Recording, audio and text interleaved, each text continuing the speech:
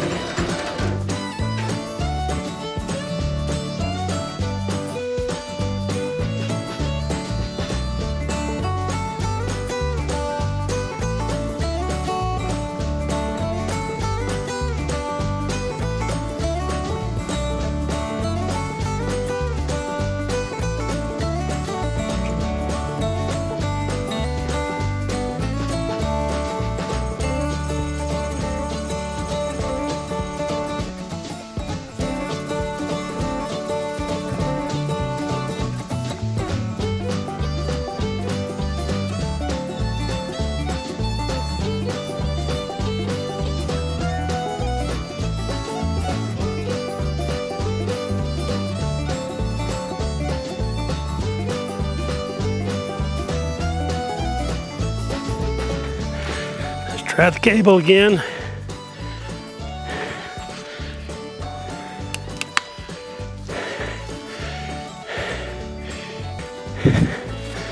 I'm hearing it crack every time I pull that cable. But what I really want to do is make sure it don't fall in the creek. So, get some more wedges on this side.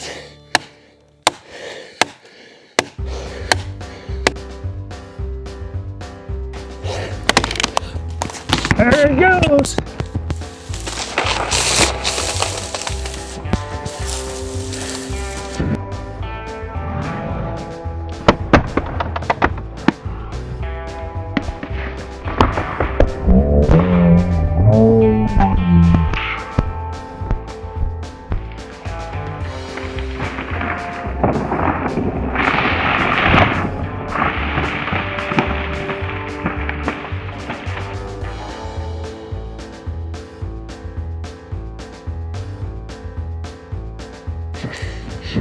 As you can see,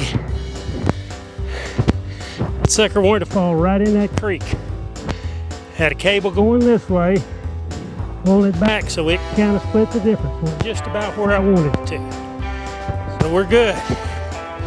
But you may have thought, well, I took an awful long time cutting that down. Well, you can take a chainsaw and cut right through a tree.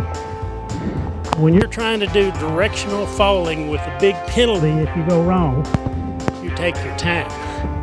Slowly, step by step, constantly reevaluating. Eventually you get that result if you do it right. All right, let's see if we can get this thing limbed.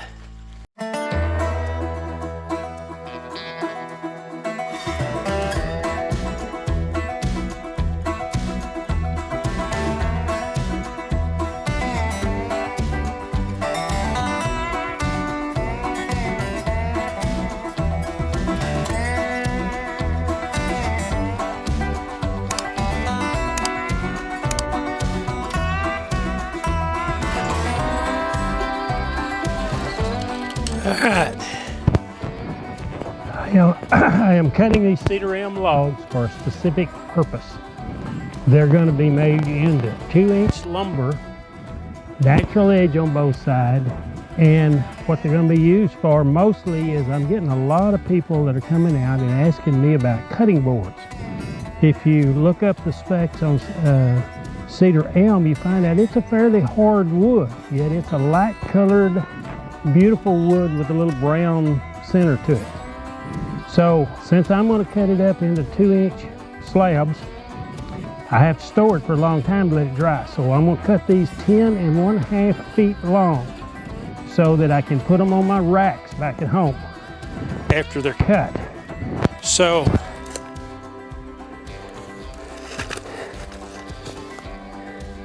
there is 10 foot 6 inches right there. Now, conceivably I could get about 17 feet of wood out if I tried to take part of this, and I still may.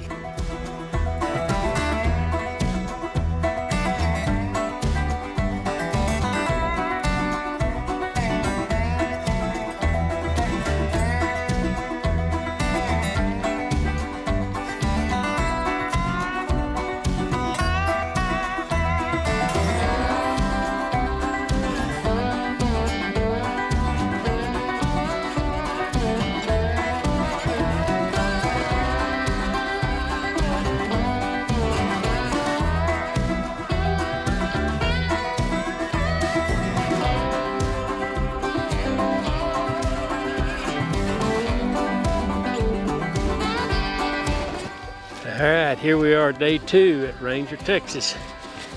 Gonna start following the first cedar elm tree, 22 inches diameter. Got to cut it loose from its friend there first, so it'll be a different type of cut.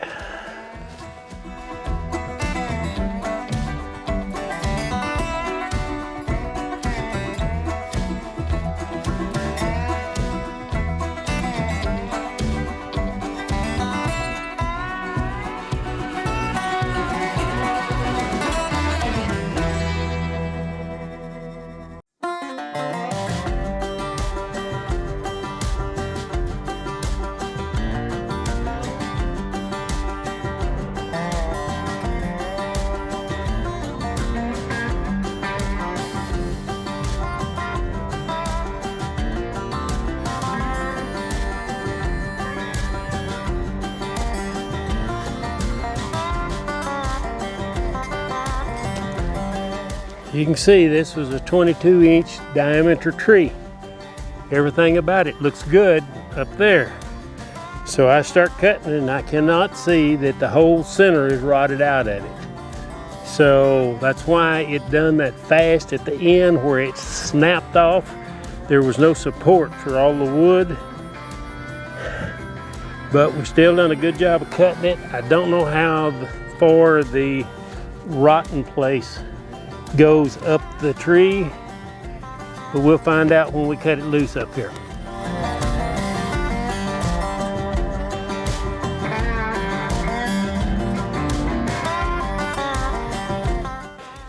You notice I keep moving all these limbs out of the way here. This tree is what we call a widowmaker. It's not on the ground. And when I start cutting these limbs, it's gonna roll, fall, whatever, we don't know. So I need running room. I always keep an escape path open so that I can get in here and get out if I need to.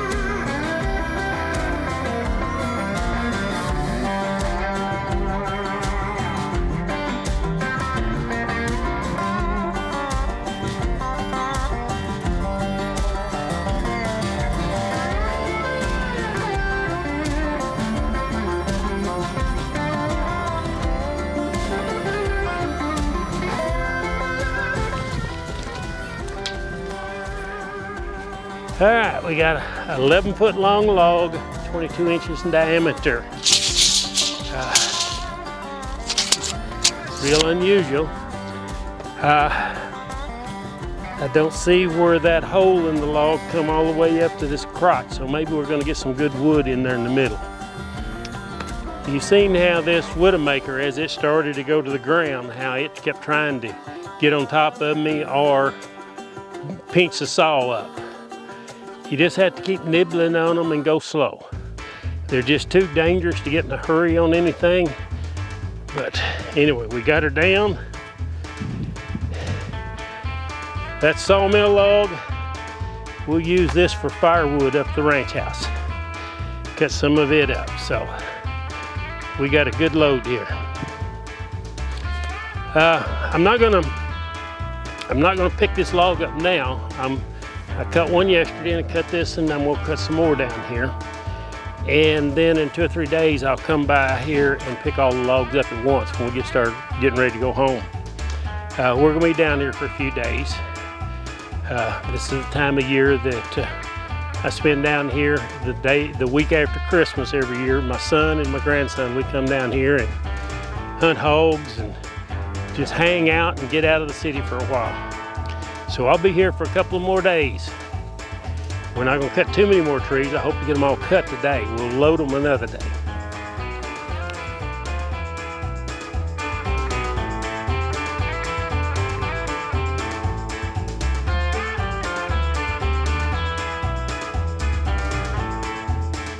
Dean's gonna cut this tree. It's a 22-inch Cedar Elm tree.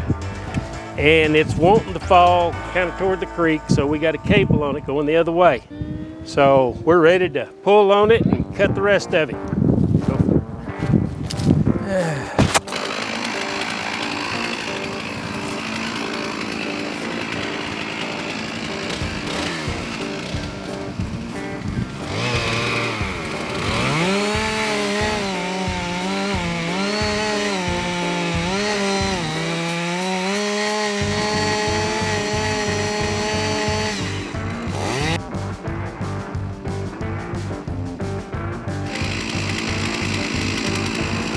Dang.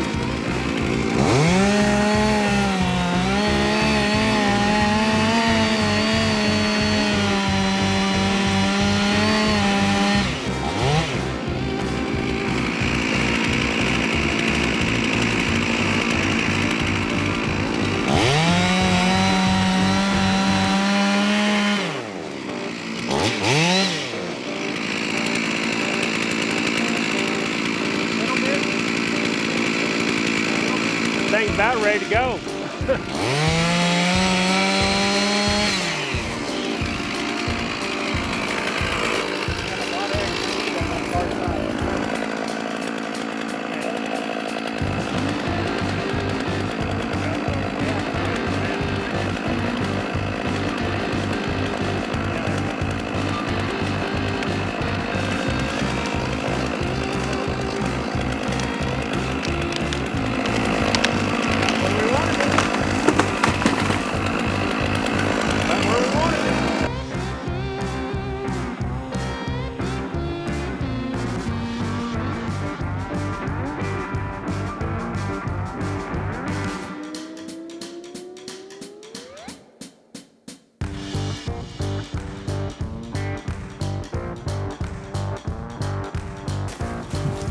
This is a 15-inch diameter tree at chest high. Me and Dean have a bet going about whether he can fall it into that gap over there where we need it. So we're gonna see. He's gonna try his chainsaw skills.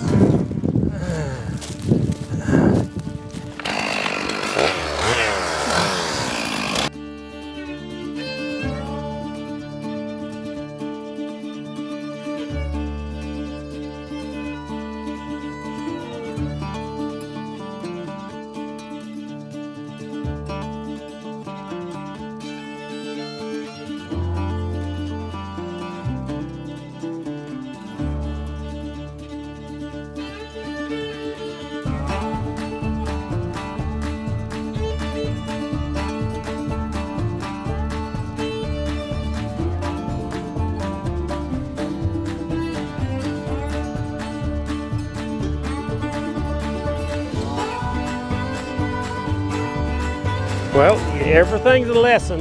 Every one time we do this, you learn something new. How to do it better next time.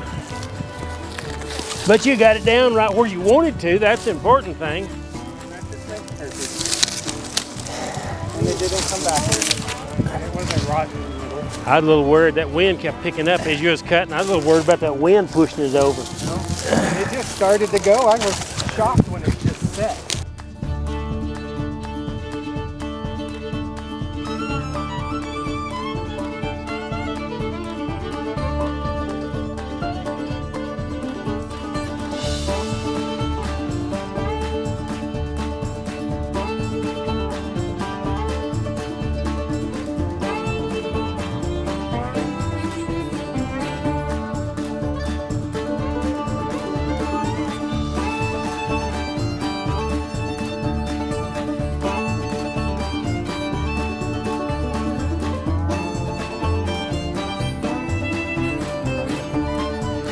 We have cut down 5 trees over the last 2 days, so today I'm going to begin to load some of the logs up.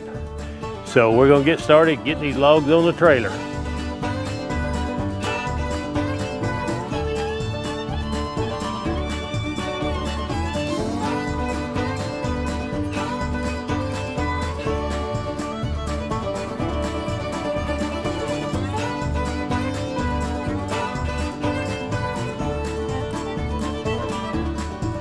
All right, I got to redirect it over to that ramp.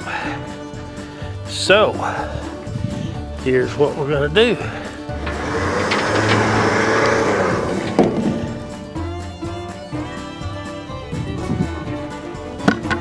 Going to use my old tool, a peavey. Old tool, but it comes in handy for things like this.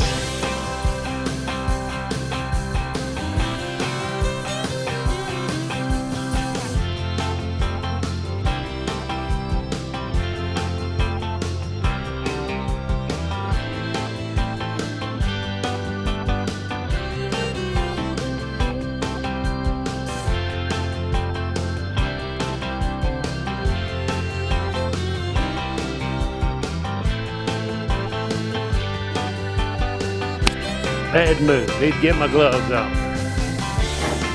End up driving one of those cable wires through my hand.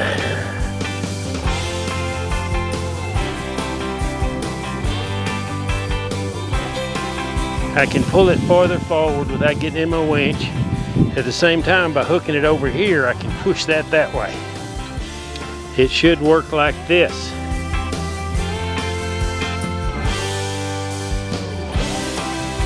That's the middle of the trailer. That's as far as we're going. Go get log number 2.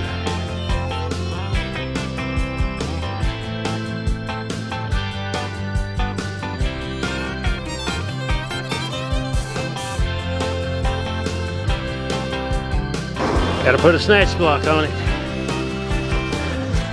to guide the cable straight onto the winch. It's all winding on one side. Can't do that.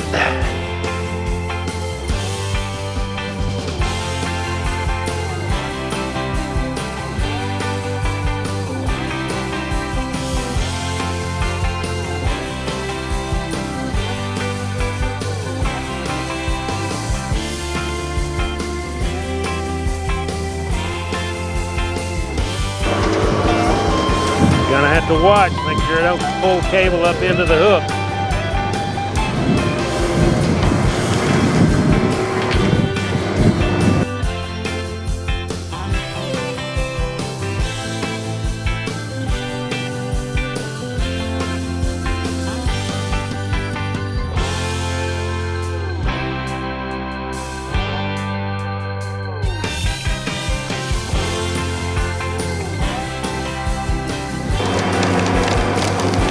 Notice how this one's pushing that log over.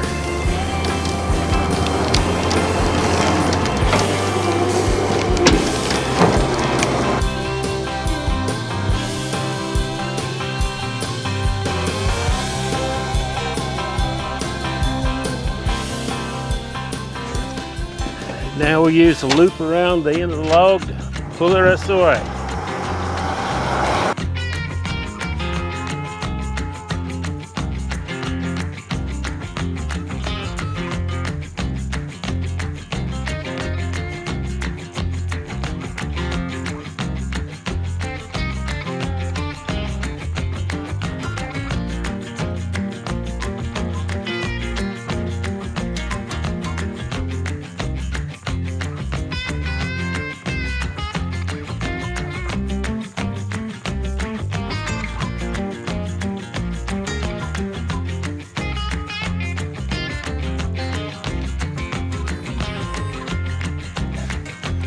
That hurts.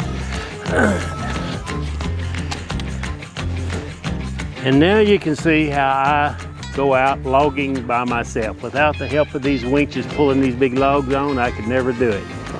Sturdy ramp, winches, more than one winch to guide it in to control it, to get it on here in the trailer. And I'm a one-man logging show because of that. But it takes a lot of equipment to be able to do it by yourself. But you know, big logs like this, geez, that log probably weighs 1,500, 200 pounds, 2,000 pounds. I'm not gonna move it anyway manually. You know, I barely could roll it over there with a peavy. And all I was doing was rolling a round log on flat ground. These things are just so heavy. You've got to have things like winches and equipment to deal with them, to load them and get them back. All right, we got 2 logs loaded out of 5 we've cut. So we're gonna go down here where we cut the big tree with a hollow the other day, and we're gonna load the back of this trailer up with firewood for the ranch house, off the limbs off that hollow tree. We're gonna cut a bunch of it up into firewood links, haul it up to the ranch house, so we'll have firewood this winter. So we're fixing to move up there and do that. Well, what'd you see on your big hunt? 5 doe. Okay. What are we doing with this one? Firewood? This firewood. Okay. This one's easier to get to, and it's in the way out in the field. Okay. So I figured you better if we cut this one up versus that that's down there in the woods.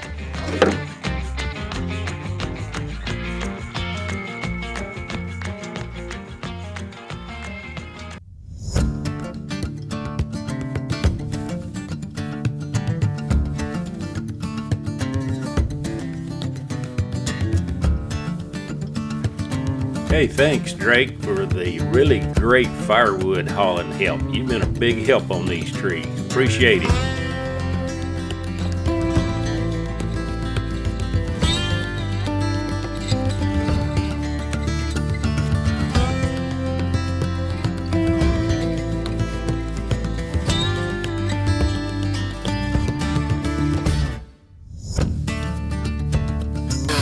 All right, Drake, stand back. I'm gonna cut this limb, which means this thing may roll over.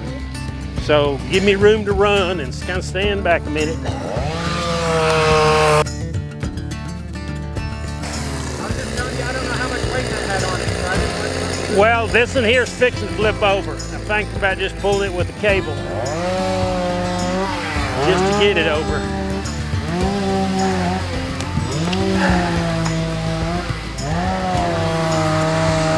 Just so we can be safe.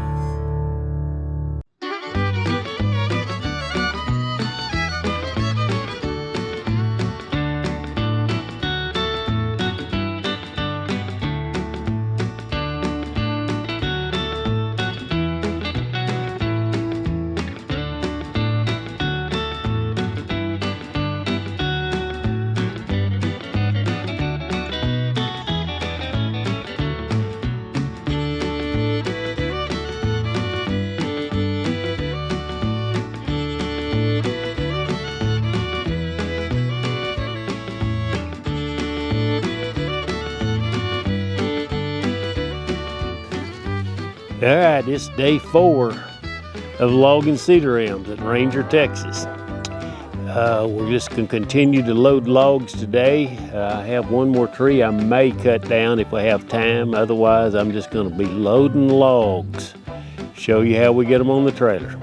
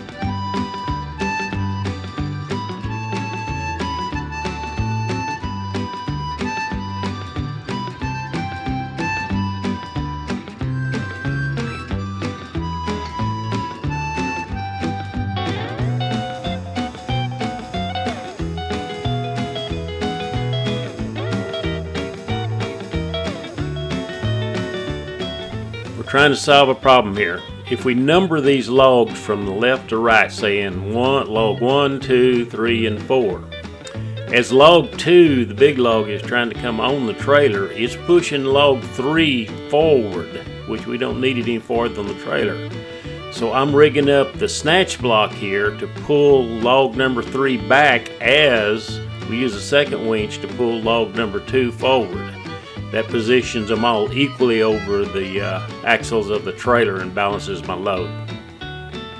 Sometimes you have to get creative on loading this stuff to keep everything balanced and in the correct proportions. Well, that's all the logs we're going to load on the trailer this trip. It's just too much trouble to load one log, big log, on top of another. So I'll come back on another trip and load the other log and cut down another tree. So we're going to try picking things up and get ready to go home with this load.